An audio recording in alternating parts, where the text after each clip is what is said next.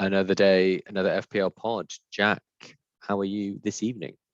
Josh, very well, thank you. Once again, we're mid-game week, and this week I'm feeling really good about the game week. So it makes a nice change.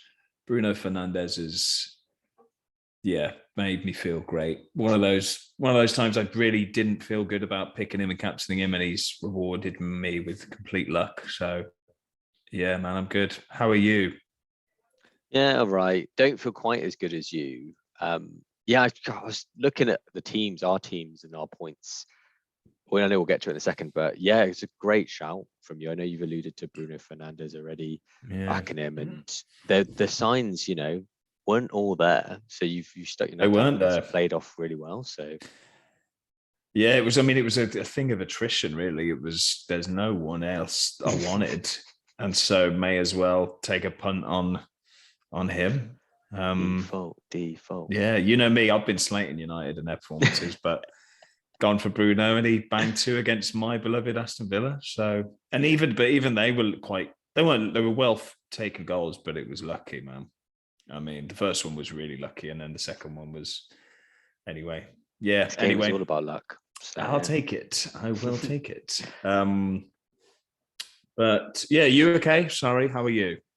all good. Yeah, just ticking along. COVID in the household this week. COVID in the So house. weird still COVID world and all that. But apart from that, pretty good. A lot of time just to stay at home and think about all the FPL mistakes I've made. So living in my mind with myself and all the mistakes I've made. So it's been a great Dangerous. week. Very dangerous. Uh, let's dive into our week, shall we then? Should we just say how we're doing Let's and what go. we got left? You go first. Okay, let's start with the bad news, move on to the good. So Go on. as you said, we are mid-game week. Still a couple of fixtures to go, a few fixtures to go. I'm currently on 45 points, which I've got a green arrow. So, it's not all down and, terrible news.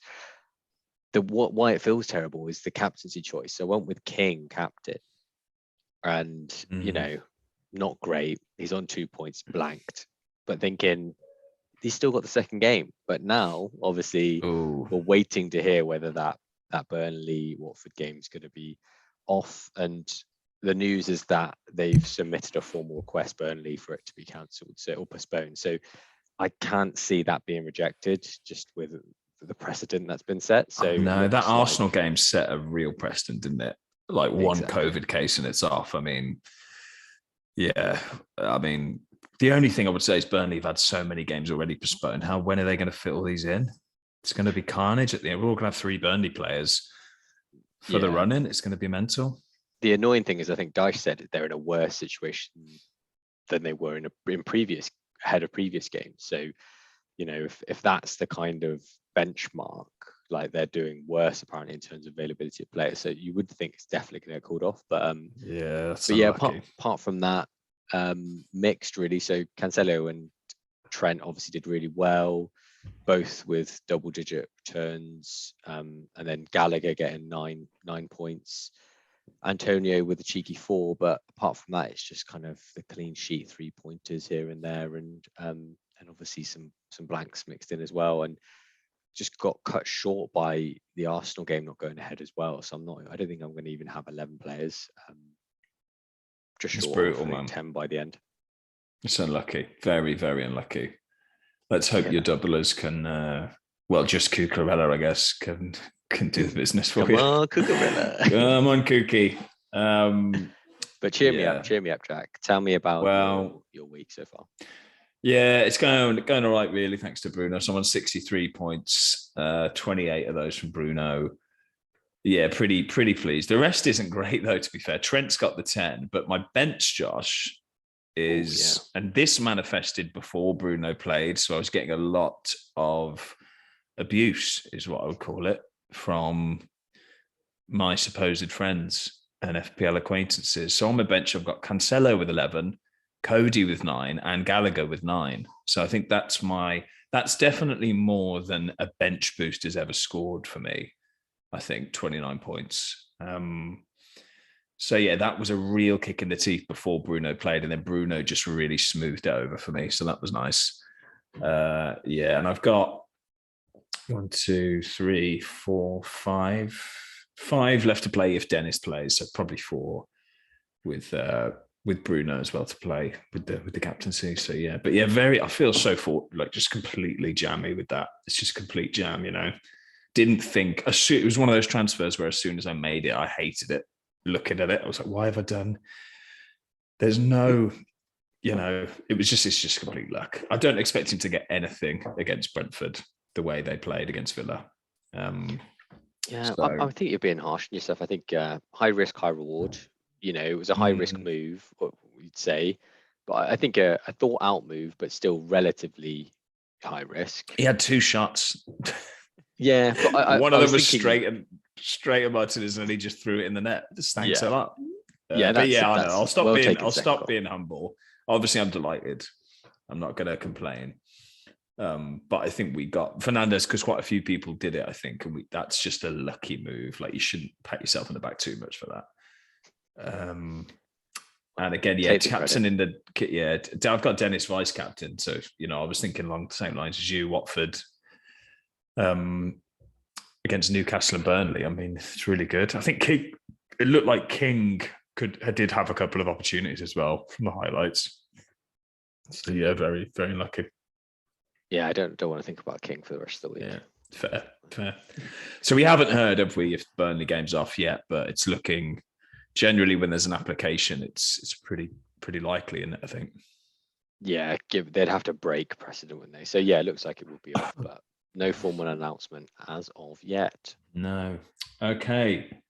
So those are our weeks, Joshy boy. What are we're doing a sort of standard pod this week, aren't we? We're bringing back the XG and XA section, are we? We are indeed. So we've kind of left it for a little bit. And I think we started doing that sometimes when maybe we think there hasn't really been a big enough gap. So you're not really getting any, review with the new data you're looking at. But we've had a little gap of at least 2 game weeks now. So should be some updates for us to talk about. Maybe because it's on a month worth of data. So this XG and XA data is the last month that's gone by. Who are the players with the highest XG and XA? Because it's like quite recent, but also covers a few games. Yeah. Maybe we do this section once a month and have a look, because it was rolling by, wasn't it? It was like rolling by with the same players each week. We were just saying the same things. So anyway, this is behind the scenes pod talk that you're getting a flavour of, listeners. This is the kind of gold that goes on behind the scenes. So there you go, sneak peek. Josh, do you want to take us through the top 3 players for XG for the last month then? Who's looking good?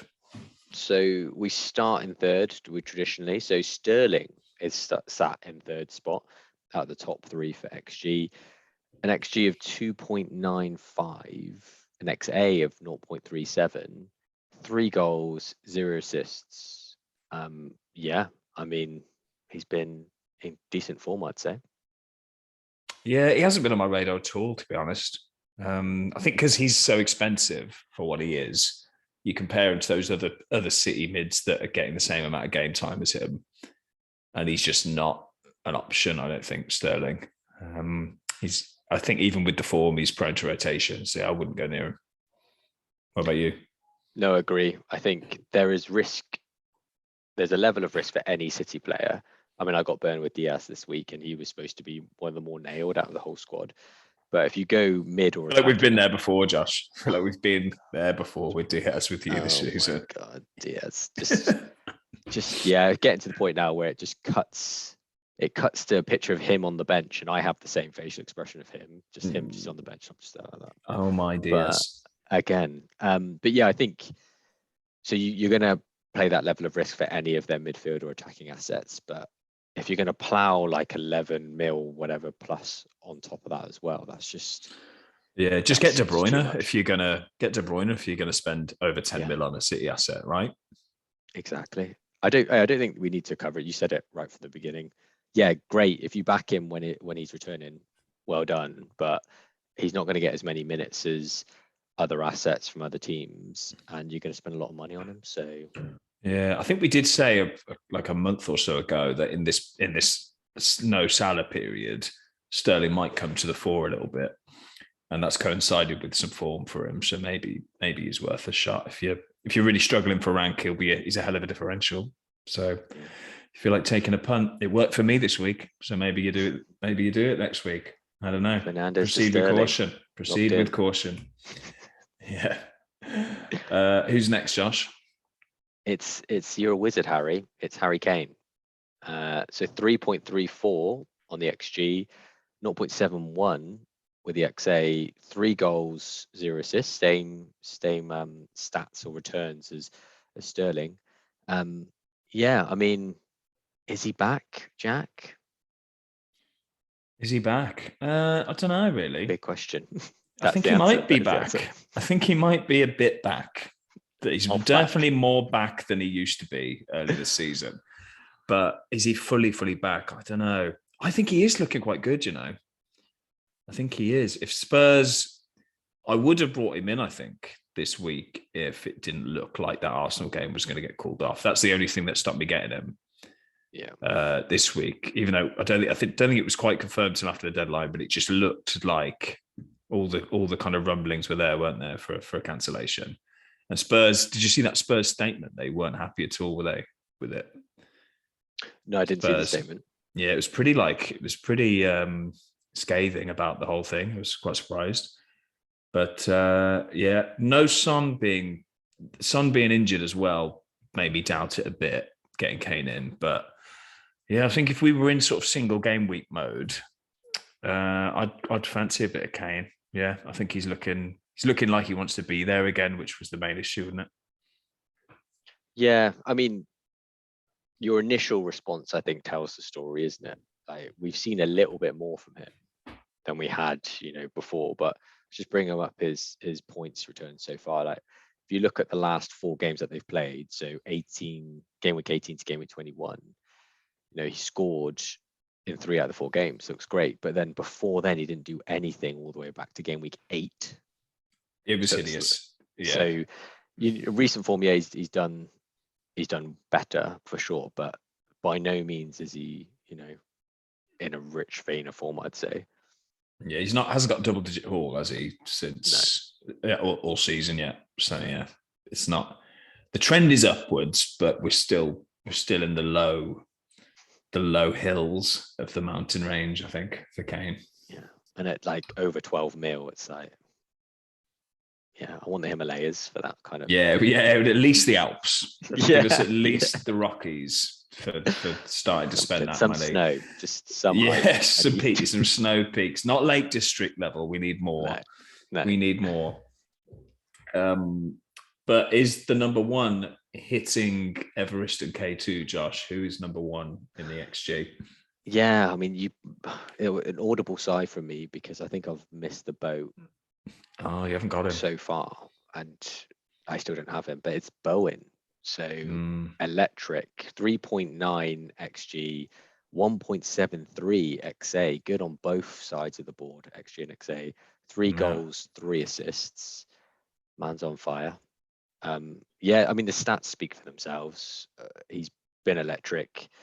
We kind of talked about just before this form, he was, having the XG and XA figures then, wasn't he? Like promising this bit of form, but he's really continued that and converted it into points and outcome performances as well. So he's just the main man at West Ham at the moment.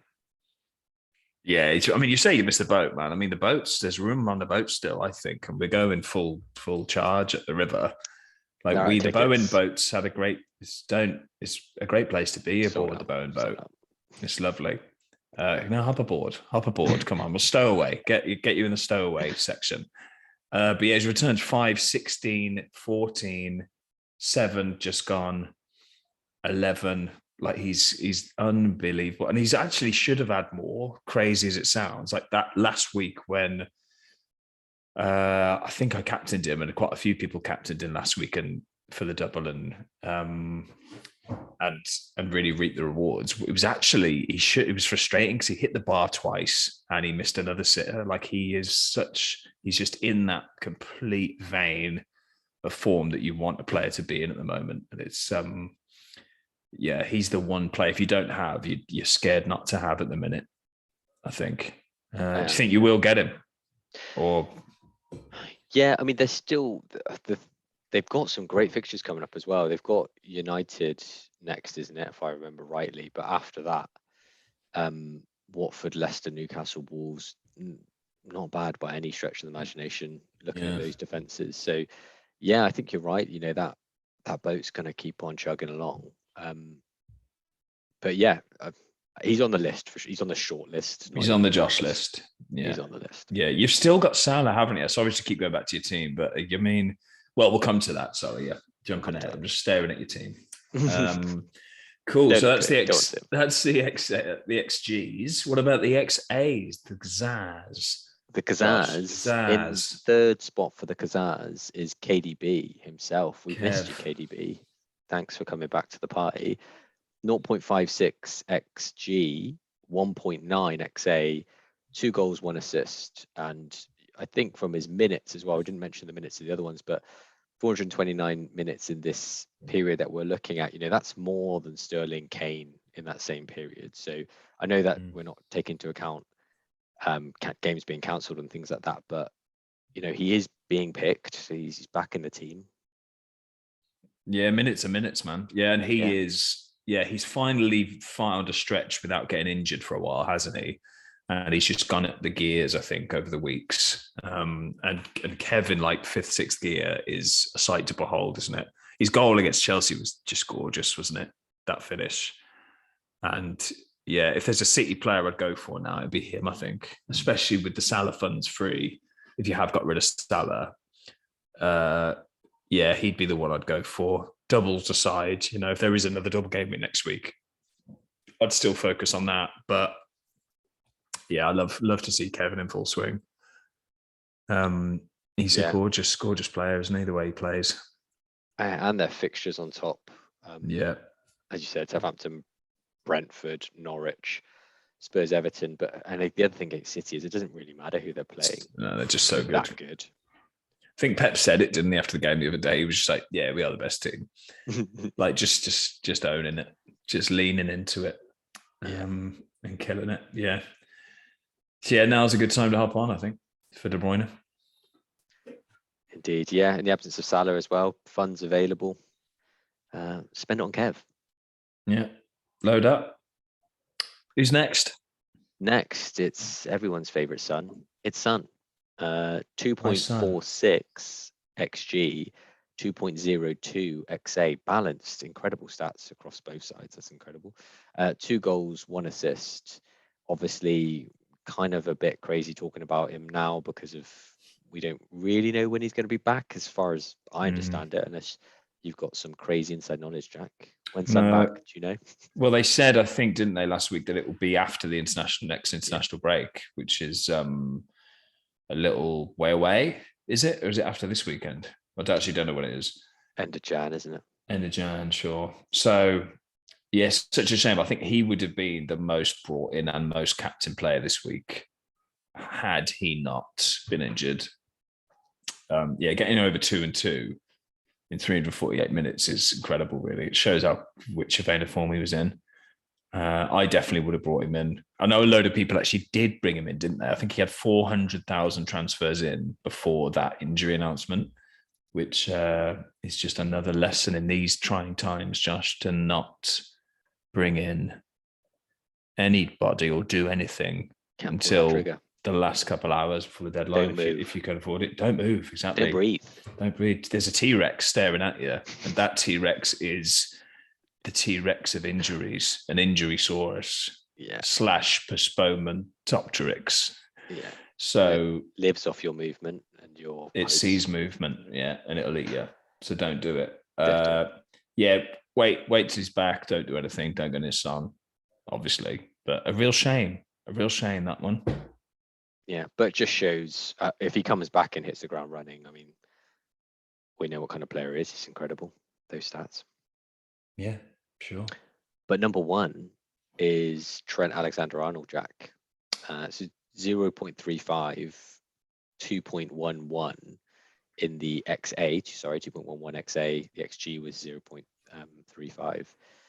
0 goals, 3 assists. But he still is very much looking with the eye test, watching the Liverpool games, 3 assists and that XA, but he just runs the show still for that Liverpool team. So I think everyone's got him, right? Who doesn't have him? Yeah, you're mad if you don't have him, man. He's the most essential player after Salah when he's around. He's class. And he's just back to his absolute best assist king levels, isn't he? Yeah, love him. What more? He's just top of this table all season, hasn't he, basically?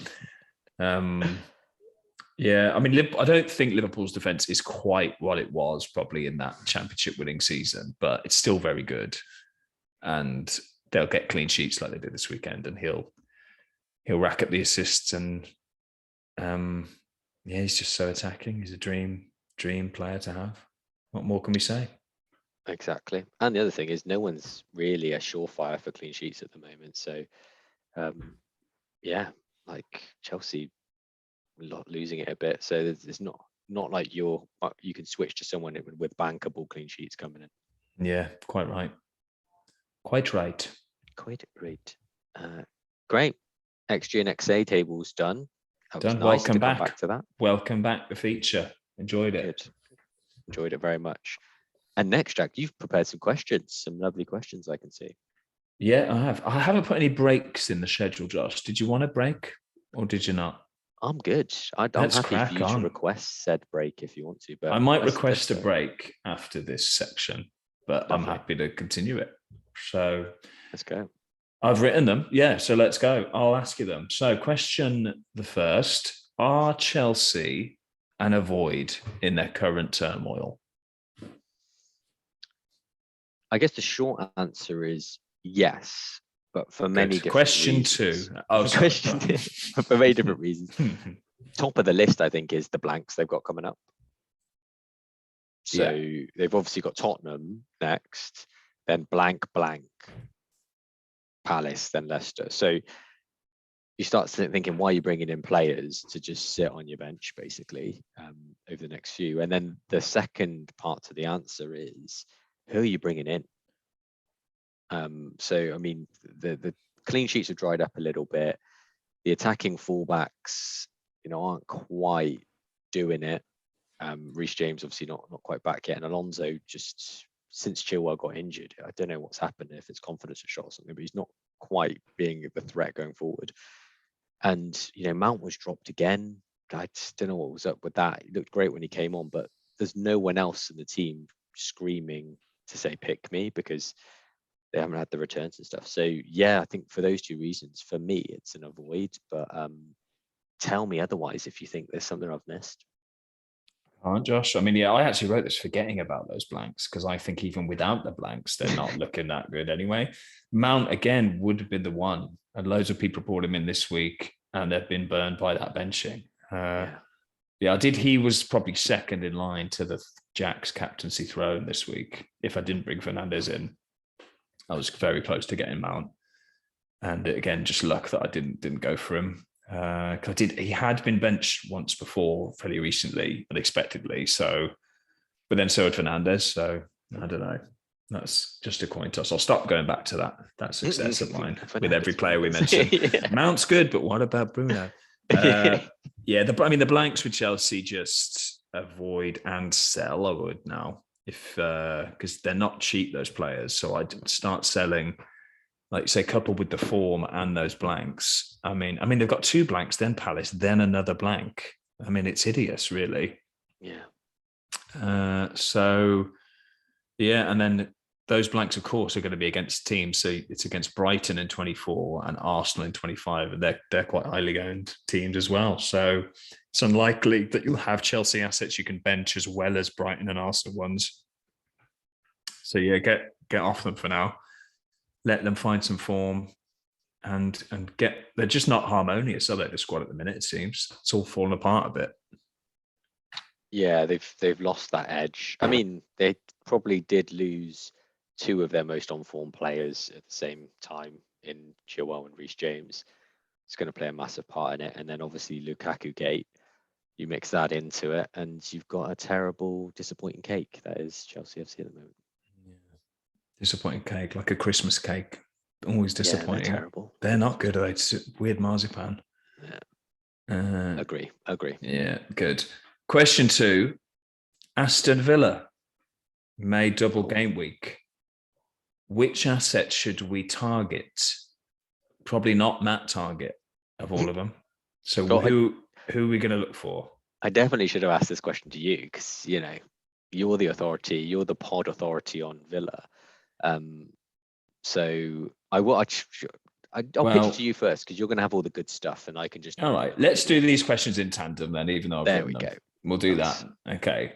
So Villa they're the talk of the town a bit at the moment, I'd say, because we've made two of probably the most exciting transfers so far this window in Coutinho and Digne, and they both had excellent debuts, didn't they, against Man U? Really good. I'd say particularly Digne looked electric at times against United. I think he made one mistake at the start of the game, but then he looked ridiculous. He could have scored easily. Absolutely had Dallo on toast and just seemed to slot right in. I think Matt Targett may struggle now to get his position back, and he's a bit unlucky there, really, Targett, because he's not a bad player at all, but Digne is another level when he's on form. It's looking like a really good buy for us. So I definitely have Digne on your radar if you're looking for a defender, if the double game week gets confirmed, which hopefully it will in the next couple of days. So Digne, good. Coutinho, I would hold off on. I know a lot of people are bringing him in, but I just don't think he is match fit yet. He had a brilliant appearance, but we've got the players that we can play and still be good without him. It's not like we're desperate for him to come in and do things for us. So I'd say avoid Coutinho for now.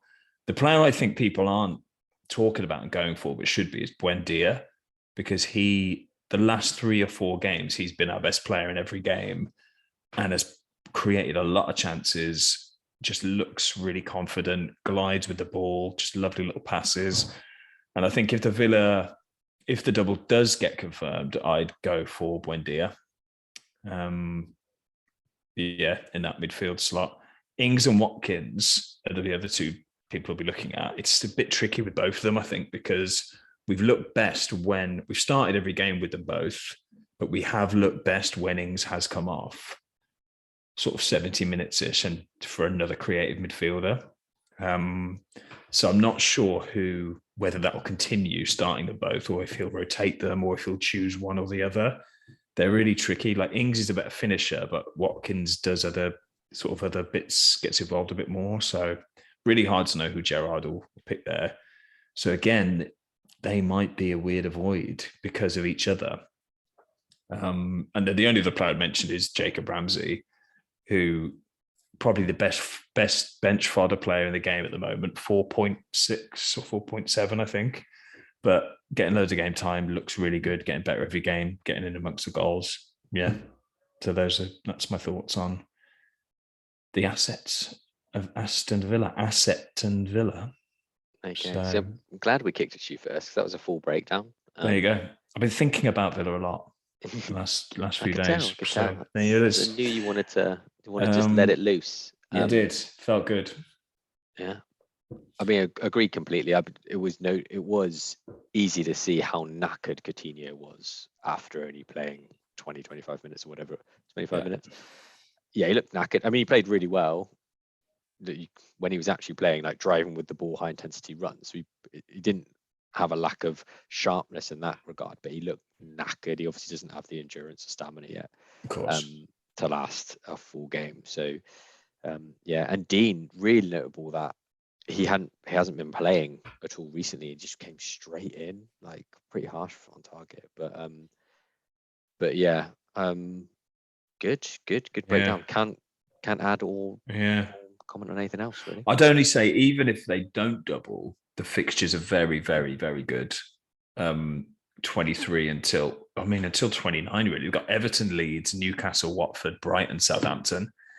Only Brighton in there I'd worry about, really. I mean, it's looking really good for Villa at the moment. So yeah, I'd hop aboard if you can afford it too. Josh, your question then. Newcastle, no, wrong team. Norwich beat Everton. Are they still the whipping boys, or was that just because Everton were horrendous? I mean, probably a bit of both. I think Everton obviously terrible form at the moment, and I think, yeah, Rafa did have it coming. It was always going to be a low line performance line if for him to drop below to be fired, just because of the history and everything. But I think, you're looking at the XG of that game. What is it? It's kind of Norwich with 1, Everton with 0.54. They didn't turn them over, they didn't roll them over at home. Shots were close. The 13 to Norwich, 12 to Everton. So it's not like they rolled them over, Norwich, at all. But I take your point in the fact that they were being rolled over, Norwich, by teams, and this was a good performance from them. But I think they caught Everton at a good time for them, for Norwich. So I wouldn't kind of back Norwich in terms of looking at their assets or anything like that. In terms of targeting them, yeah, I think they're still one of the teams you want to look at. You reap the rewards in 21 with the West Ham, with Bowen and stuff like that. So yeah, I still think they're very much a team that you can target with your assets for captains and stuff like that. Would you disagree? You posed the question, so guessing you're looking for something there. Yeah, no, I think they're still the whipping boys. I think they are. I'd actually, if they hadn't fired Benitez, I'd probably put Everton as the whipping boys after this. But I'd fully expect a bit of a bounce there. Now that cloud has gone for Benitez, even if just Ferguson or whoever takes over. I think Martinez is weirdly rumoured, isn't he, for Everton? But who's that owner at Everton? What is he doing? Like, it's mental. Just seems insane with some of the moves he makes. But yeah, Norwich, I think they'll get a couple of wins. Like, they're not the worst ever team to be in the Prem by any means, I don't think. But they're still the worst team currently in the Prem. So yeah, if you've got an asset against them, an attacking asset, that's captain material. Poor Norwich. They've got better, but they're still the worst. Yeah, I feel bad I love Dean Smith still, but I think he's on a hiding to nothing a bit there. Dude. I reckon. Yeah. Good boy. That's Norwich. So yeah, next question. Sorry, that's on to me, isn't it? For you, Jack, we've kind of touched on it already. Man City, lovely fixtures. We've mentioned the questions pointed at KDB, but let's just open up to other assets. Yeah. Should you chase KDB here, or alternatively, who are you looking at? Yeah, they've got brilliant fixtures, haven't they? So they've got, who have they got? Let's get it up. So they have got, Southampton, Brentford, then Norwich. I mean, those three. God, even just look, I was just going to say go with KDB, but I mean, Cancelo, most people have. Everyone is a bit like Trent Cancelo, isn't he? Everyone should have him. So I'm assuming you've got Cancelo. If you don't have Cancelo, definitely get him. But their attacking asset to where it gets really interesting. I do think KDB, if you can stretch to him, is the best one to get. No, he's fully, like we said, into the upper gears. With any of the others, it's sort of it's a bit potluck, isn't it? Like Foden, Grealish, Sterling, even Bernardo seems to still play, but doesn't really get as involved now. So yeah, I wish there was another one that I could love to have, but there isn't. So I don't know, if you had to get two, Josh, who would you get? Cancelo aside. Cancelo aside, I'd probably go for De Bruyne, and the second one's close, but probably Bernardo. I want to go with Foden. He's the sexier pick, and I think he's got a higher ceiling in terms of points that could be scored in any game week. But I think looking at his minutes, they're just up and down. Like, it's like 80 minutes, 90 minutes, 0 or 20 or 16 or whatever. And like at a time when, you know, Mahrez is away as well, like he should be kind of nailed. And I know he's had injury problems or other reasons why he can't play, but I think between KDB and Bernardo, you've got Bernardo who will just tick over, get some decent points because he's in the City team and they're all scoring points, but he's playing regularly. And then KDB is the one who's also playing regularly since, you know, he's come back and he's playing really well now. So I think you're quite well covered between those two. If you go for anyone else, you're banking on picking them when Pep's going to choose them for like a small period of time, and you can just get caught up in that, having the wrong player at the wrong time, which is just so frustrating. It is the worst. But I mean, Bernardo, I don't know about Bernardo, man. He's just so fallen off since that amazing patch. It feels like. I mean, it wasn't that long ago, actually. He got 15 against like game week 15. And then he's had 6-1, 2-2, 3-5. So it's not, I mean, it's not hideous, but it just felt like such a massive, annoying drop-off, didn't it? When he stopped hauling, because he'd been so amazing, I think.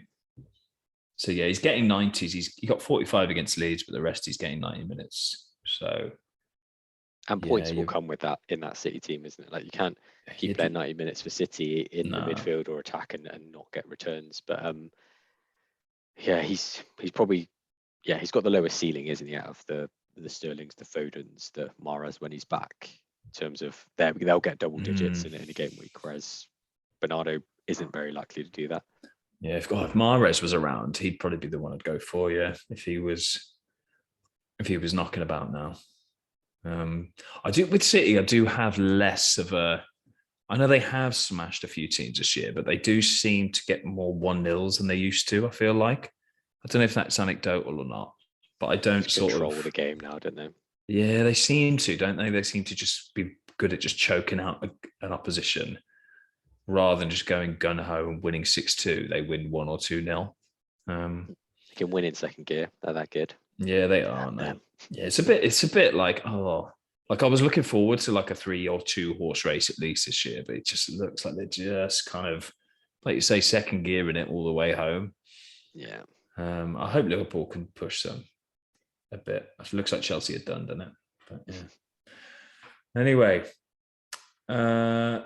it's me asking you the next one, Josh. So this has fallen well because this is a Liverpool one. Is Jota worth keeping?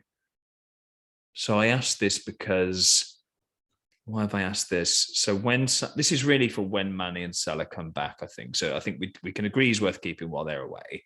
But when he's back, are you going to keep him? Yeah, I mean, his minutes are going to be shared, aren't they, now that Bobby's back? Because Salah is undroppable. And I think what we've seen in the past when he's gone to AFCON is he's come straight back in and he's played as many minutes as ever. He's a machine. Mane maybe slightly more likely to drop, especially off that left-hand side, because Jota can play more on that left-hand side or the central role. But yeah, Jota then suddenly becomes a rotation risk massively. So if the question is, are we keeping him from like game week 25 onwards rather than now? Because the answer for now is definitely yes. I think Liverpool top scoring team, highest XG in the league. Even the last game, Jota didn't quite do it, but he had the highest XG of any player, highest number of shots of any player on the pitch, should have bagged a goal. And outside of that, he's been returning well when he's been on the pitch as well. His conversion rate, minutes played for, or appearances for goals in a Liverpool shirt is insane. So I think they're all reasons to keep him. It's just, as you said, the minutes. And much like the City conundrum, no one can get in Klopp's mind and say who's going to start until we actually start seeing it. Until we actually, have a couple of game weeks when they're all back, all 4 of them. I would say as well, a couple of times when it's been a little while now, but months and months and months ago when all 4 of them were available, he has played all 4 together. So that's not off the table. But yeah, we're just not going to know. It's impossible to tell. I will probably still keep him because if you've got him now, you might as well keep him and wait to see what's happening, and then you can, offload him or whatever. But right now, he's still a great asset.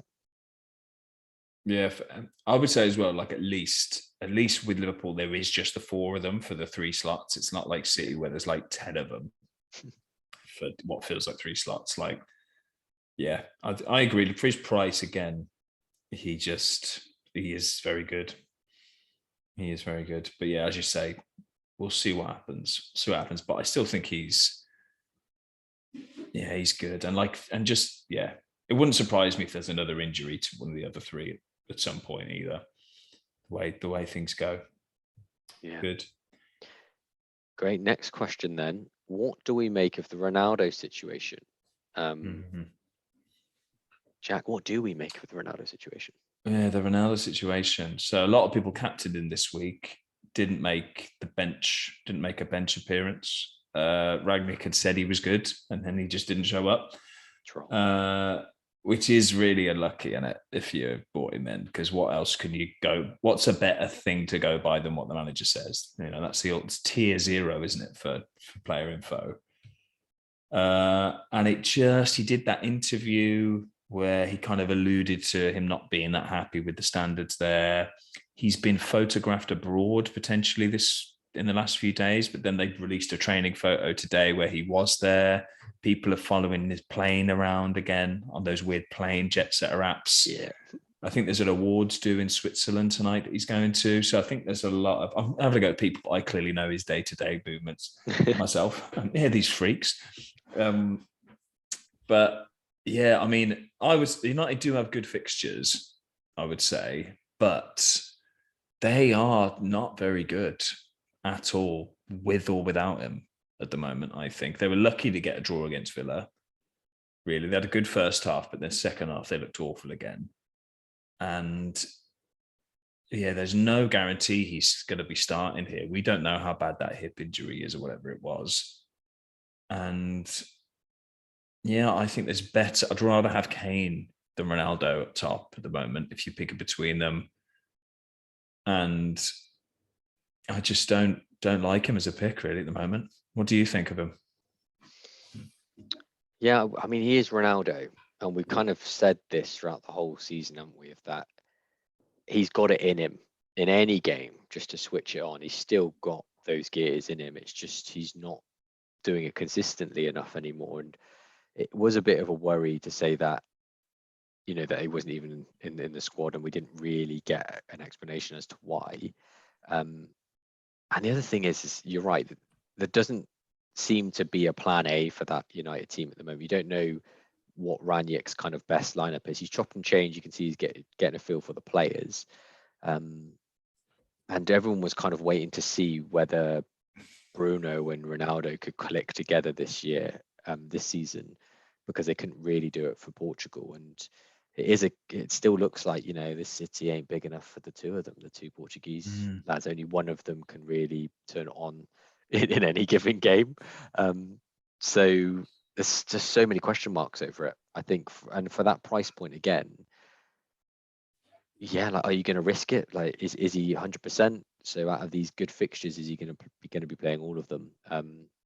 All good questions. I mean, as a direct comparison, I'd rather have KDB than him at the moment, for example. That's probably the most concise way I could put it without actually just saying I don't know. I'd rather have KDB over him. Yeah, I mean, he's in amongst it with those big boys. Like when we talk about Jota or Bernardo, we can more easily say get them in because of their price. Whereas Ronaldo, you're dealing with the big bucks and you want more for that money, don't you? You want a regularly captainable asset for anyone over 10 million. And I was just looking at his points, and he has been banging them in. You can't really deny when he plays, he has been delivering the points, isn't he? So it's tough. But I mean, he wasn't in the top 20 FPL point scorers when we did that TikTok quiz, was he? Which I was surprised at and annoyed about. Annoyed because I guessed him, and that knocked me out. I backed him. But yeah, avoid for now. Or let United get into some kind of rhythm, maybe. It doesn't look like they're gonna, but there's better assets is our sort of consensus, isn't it? Yeah, good. Right, Josh, last question, and then we'll have a little break. Should we load up on teams who've had cancellations? Because they will have doubles. So we're talking Spurs, Arsenal, Burnley, Your Burnleys are in there. Should we be now casting our all-seeing eyes over these teams and getting them in now, so we've got them ready? What do you think? I think factor that in for sure. Everyone likes the idea, myself included, of kind of playing 4D chess, when all of these things happen and playing moves and moves and moves ahead. And it's just, I don't think it's viable. I don't think it's possible. With the last minute cancellations, we were talking about how you can't even bring Sun in the same game week, or ahead of a deadline. That's 1 week. Like, you can't plan weeks ahead, especially with all the COVID stuff. Now, I know what they're saying is the trend of positive cases across all the prem testing is going down. So maybe that will bring more certainty with the scheduling and games going ahead. But as it stands, if the Burnley game is cancelled, we've got cancellations this week, or we've had some already. We're still getting cancellations. So you don't know when they're going to be playing those games. So I think factor it in, but you can only make short-term moves with those doubles. And I think you're setting yourself up for failure if you're bringing in players purely for like double game weeks or potential double game weeks. You should be picking players because they're the best players at the moment. You pick Bowen because he's on fire. You don't pick someone else because over Bowen because they've got potentially 2 game weeks to bring up on him. Well, they're blank, both of them. So that's my 2 cents. Are you gonna disagree with me with your planning? I'd go further and just be like, don't even think about it. Don't even look at it, because unless Ben Crellin says, okay, the double is a high chance of it to be here, in 2 or less, 3 or 2 weeks less. That doesn't make sense. But in at least within the next month, like if he's like, right, Burnley have got the double, or they've got a triple game week in 7 weeks' time, I'm just not even gonna think about them until then. I might keep an eye on their results to see who's playing well over the next 4, but it won't be with a view to get a transfer in that time. Your Sun example is perfect. Like, you can't even, we're too scared to bring in a player with a double game week next week because we're worried about this stuff, let alone that. So yeah, and we just don't know when they'll be. We just don't know. And you've got your wild card, hopefully still. Perhaps you've got another free hit. You've got the tools in your toolbox to handle it when it comes. So yeah, don't worry about them yet, and just keep an eye on Ben Crellin. Sound logic, like it. Cool, good. All right, Josh, those were the questions. We've wrapped them up. Cover some good ones there, some nice specific topics, I think. Good questions. So what we'll do is we'll have a little break, and then we'll look at 3 of the key fixtures from an FPL perspective that I've highlighted out. And then we'll just talk about what our plans are for 23. Sounds great. All right, see you in a second. All right. And we're back. Jack, as promised, key fixtures next. Cool. Pick some fixtures for us. Yeah, let's move on. So first one, Josh, I picked is Leeds versus Newcastle. So this is because Leeds looked pretty good. Great win against West Ham. Harrison, is he back? Maybe. Hat-trick. And I also thought Newcastle looked quite interesting. St. Maximin's performance, incredible. Chris Wood looked lively. And yeah, do any assets in this game appeal to you? Probably only one. It's such a small sample size, I think, we know what ASM can do. It's just he doesn't do it often enough. And I think we're looking at his performance of one game. And both of those teams are, you don't want to be judging the assets performance against those teams, if you know what I mean. They're both leaky. You want to see them play up against, maybe a better team to say, okay, yeah, they are in form. But Rafinha, I'd say, is, the maverick, the talisman normally for Leeds. But he's so good, isn't he? He's that good, but it's just at the back of my mind. I thought, he was nailed to leave in this transfer window. So yeah, I don't know what's happened there. Has happened. They seem to have dried up the rumors of him moving to Bayern or somewhere else. So, if he stays, then Yeah, I think he's back on the table potentially. But what I would say is he is great, but maybe not as good as your Bowens at the moment, for example. So I would put him further down the list than them. But what are you thinking? You're obviously excited by some of these guys. I'm really excited. No, I just thought Leeds were worth mentioning because that was such a good win, unexpected win against West Ham. And Harrison did look really good. But yeah, Rafinha looked so good. I know he only got the one assist, but he was sort of robbed of a second assist and he hit a lovely free kick onto the crossbar. And he was just dancing past players. And it's just so great to watch when a player does that, isn't it? But yeah, I hadn't heard anything about the Bayern thing since then. I heard that apparently Liverpool, they quoted Liverpool 90 million for him or something last summer. So I don't know if that's true or not. But I mean, he's probably worth not far off that to them because they couldn't replace him. But yeah, anyway, I think Rafinha is just like now and again when I look at my team and I just think, oh, Rafinha, do I want him? And then I watch these players, I'm like, yep, keep him. It seems to happen quite regularly. So I think he's just sort of a set and forget player for me now.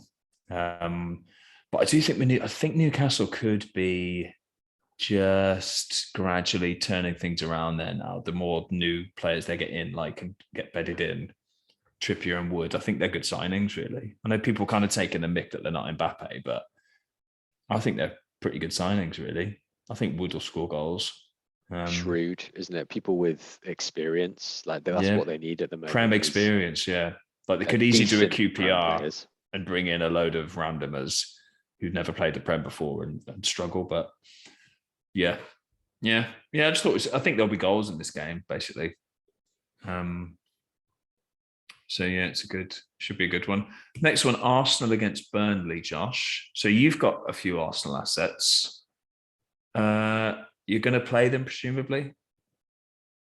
For sure. Yeah. I mean, that's quite a tasty, fixture. But I mean, what I would say about bringing if it doesn't get cancelled.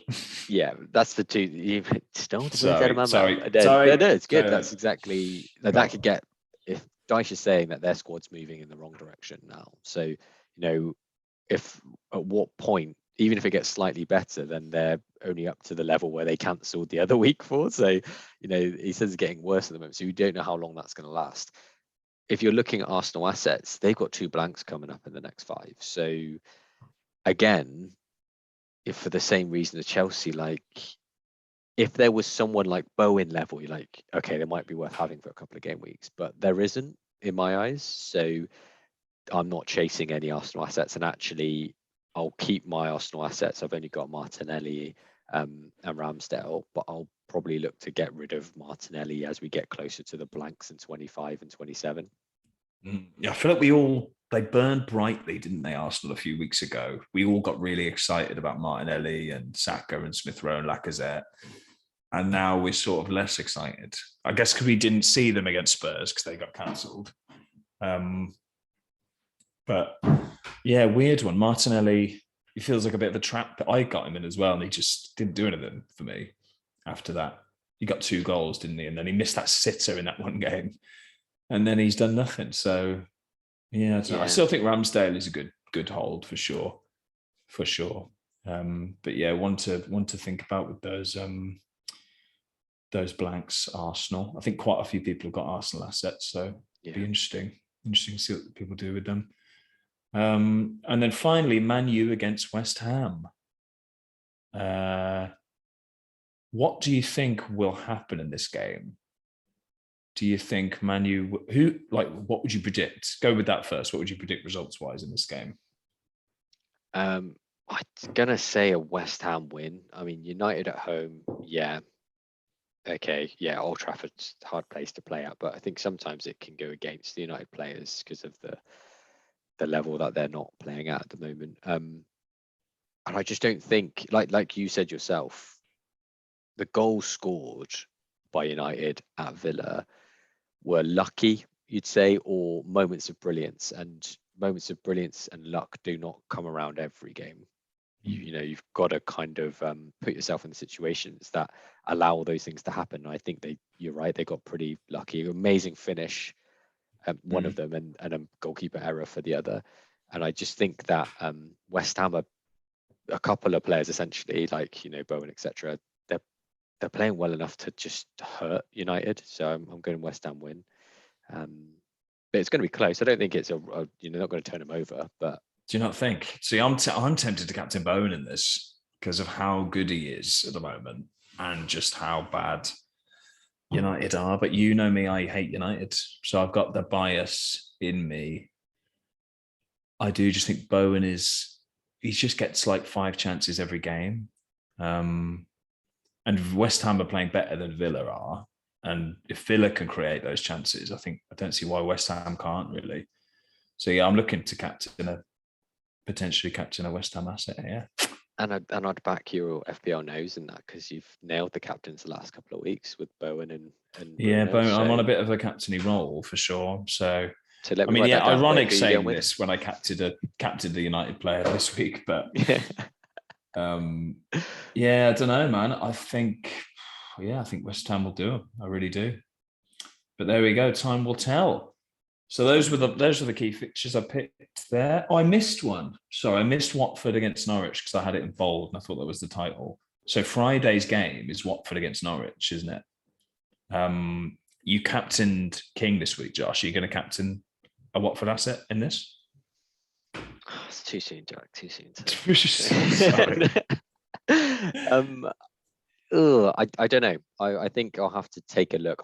I'm still hurt. I am hurt by what's happened this week, and I don't blame them. I blame myself, my decision. But like you said, Norwich are still, you can target them, but they have got better.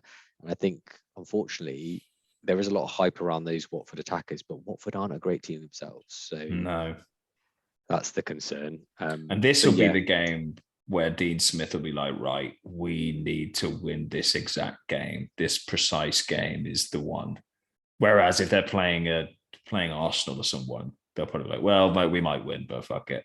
But this one, Watford, he's and he is quite good in the crunch games, Dean Smith. I will say that. He kept the year he kept Villa up by the skin of their teeth. He won the games he needed to win.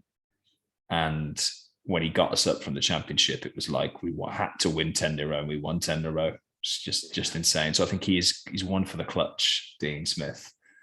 So yeah, a surprise Norwich win here wouldn't necessarily surprise me. And they'll obviously be buoyed by that win against Everton. So yeah, I won't be captaining Dennis either in this one. Good shout. Good. There's that section done, right? That's Lovely. the section completed. So that was Watford versus Norwich to round that off. Final bit, Josh, our plans for 22. We were starting to talk about them anyway. What are you thinking transfer-wise? Just one in the bank? Just one in the bank, yeah, for 23. I think there's a list now. There's a list of players I want to get out, and there's a list of players I want to get in. And when I look at the lists next to each other, it is leading to a hold this week and to make them next week. So the players I want to get in, Dean, Coutinho, Bowen, KDB. The more I look at it, the more I think actually I might be better off giving it a week just to see how these players do for one more week. And actually the players I want to get out have all right fixtures this week. So probably want to offload one of the Watford strikers. So I'm not doubled up with the Watford attack, but obviously they've got Norwich this week. So good week to keep them. Martinelli also, a good week to keep him because they've got Burnley.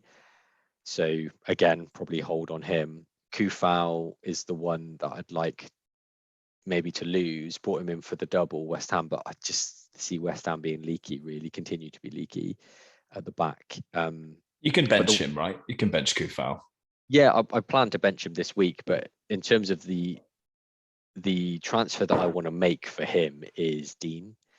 And I think I just want one more week to know that he's going to keep being first choice and that Gerrard isn't kind of just swapping them a little bit to start off with. So call that a bit passive for me, but I don't need, he's going to be on the bench anyway. So I feel like I don't need to bring Dean in. for that, I'm happy with the rest of the starters. So probably sitting on my hands unless something crazy happens before the deadline. Cool. Yeah, fair play. 2 questions for you then. Are you going to hold Salah till he comes back? Is that the plan? Yeah, I mean, we obviously don't know if he's going to be back 24 or 25. The only thing that could change that for me is wanting to get KDB.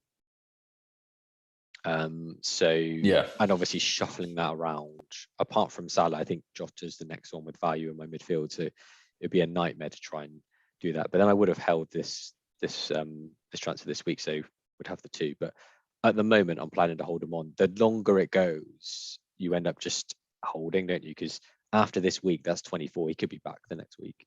He could be literally back for 24, or it could be, 25 is the other one they're talking about, depending on how far Egypt gets. So at the moment, it's a hold. Have they played their second game yet, Egypt? Yes, they won. All right. Salah goal, 69. Of course, standard. Nice. And the other question was, if it's announced that Villa have a double this week, would you expedite that Digne move then, presumably? Or would you get him and Coutinho?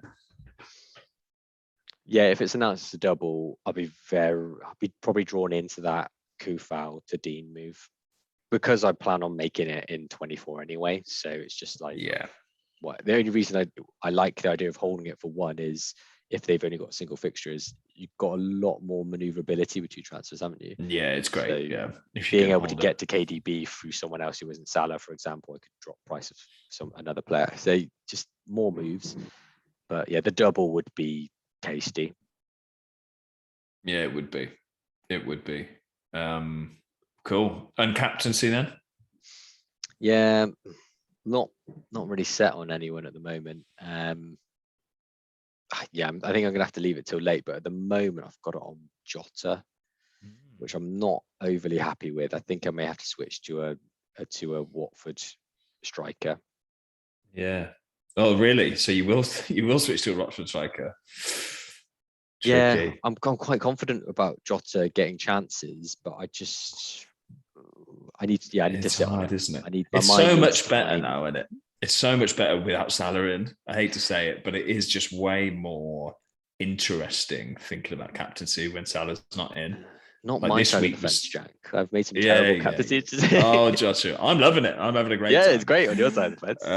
Pasture's good, like amazing over there. But it does make it. It's hard. This week is very, very hard for captaincy. It really is. But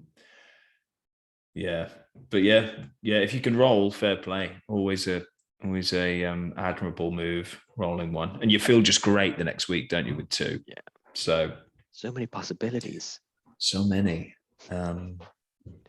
But what about you, Jack? What's in the mastermind setup this week? I'm thinking of being a bit more active. It's always weird when your bench absolutely smashes it, because I've really got a lineup headache now. Like, I'll obviously bring Cancelo back in, but at the moment I'm benching Gallagher and Cody again, 11 and 9 points respectively, and I'm bringing Reguilon to the bench for next week. So that's quite a stacked bench. Yeah, heavy hitters. For players, yeah. So I'm like, but I just like Cucurella a lot.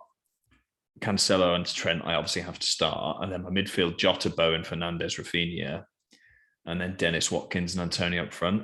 I'm not feeling Antonio at the moment still. Like, I know he did get an assist again, but he's just not the same, I don't think, anymore. So, yeah, I've got him. He's on the way out, I think. But if there's no Villa double, I think I'll go Fernandes to KDB for a potential captaincy there.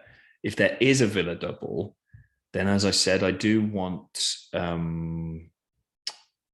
Buendia, I think, out of the Villa lot. So I might go Fernandes to Buendia, crazily. So yeah, it's just a wait and see with that, and those will be my moves. Yeah, but it is a benching headache. I mean, Watkins, I'm starting Watkins, but I'm not sure I love it.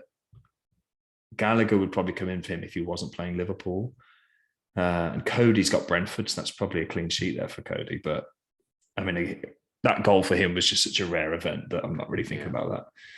So yeah, tricky. It's tricky. It is tricky. Hopefully, we don't get any more cancellations. Obviously, my finger will be held until 7:00. Well, not 7:00 because the thing's 6:30, so probably 5:30. One thing I would say is don't wait until like 6:15 to do anything, because the site has been freezing, hasn't it? Everyone's waiting till late. Everyone's waiting till, and it's a nightmare if you wanted to transfers and the site crashes. So I'd give yourself make your transfers by 5:30 on the Friday instead of 6:30. That would be my advice, because it's unlikely you'll get something in that hour between 5:30 and 6:30 that will change things. But yeah, so there we are. But we'll see how we've still got how many games left for this week, Josh? 4, 3. It is 4. Yeah, if Burnley Watford's on, it's 4. Yeah. So it could all change. If Bruno gets a hat trick against Brentford, then I'll probably keep him and captain him. But apart from, unless something big for Bruno happens, I'm not really feeling holding him. No, I think you've a bit of a masterclass from you this week. Just literally brought him in for that, and then see ya afterwards. Maybe we'll see if I'm that ruthless, won't we? We'll see. Oh, I think the Watford game has been postponed officially. Oh no, really? Has it just come in? Yeah, and it's off of the FPL site as well. It's gone. Oh, it's gone. Josh, that is so unlucky, man.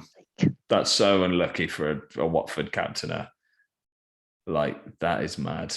This is the world we live in at the moment. It is. It really is. What are we doing with ourselves? It is off the I blame the FPL site. So just Brighton and Chelsea to play tomorrow. Yeah. Hey, Burnley. Yeah. Damn it, Burnley. Burnley, riddled with COVID. I do think they're just planning on cancelling every game ever going forward. So it's well, we can't get relegated now. Can't get relegated. Cheers. Keep that TV money coming in for the other games. It's mad. It's a mad one. They're going to have to... well, I don't know. Are they going to draw a line in the sand, do you think? I feel like they'd have to announce when they draw the line. Like they would have to say, right, we're going to draw the line in 3 weeks' time, or after the transfer window or some point. Because they couldn't do it right now, but they might have to say after this point, it's play the games or forfeit them. Yeah, because I've heard, pundits and people say that these teams have got youth players coming out of their ears. Like they can field a team if they really want to, but in terms of the health of players and stuff like that, let's be honest, physios and coaches are going to be putting pressure on the first team players to play, aren't they, if it gets to that point where they cut them off, and that's not good for the health of all of them, really. So yeah, it's delicate, isn't it? So delicate. It is. And I think people I think it's a bit of an easy answer to say, oh, just play the reserves or play the under 23s or whatever. There's a massive gulf in difference between these.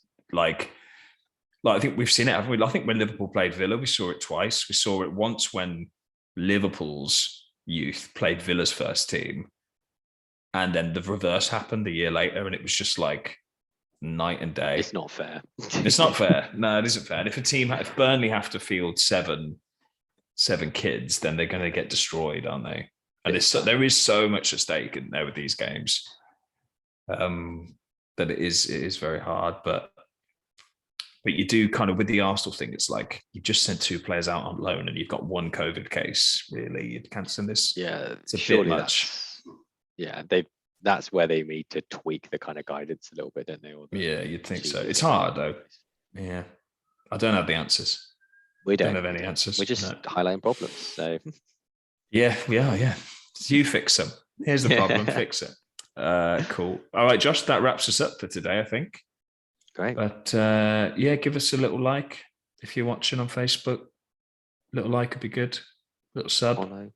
Check out TikTok. Always putting up some. We love TikTok content midweek and lots of other new stuff. So check us out. Yeah, cool. Thanks a lot for listening. Catch you next week. Cheers, Josh. Bye bye.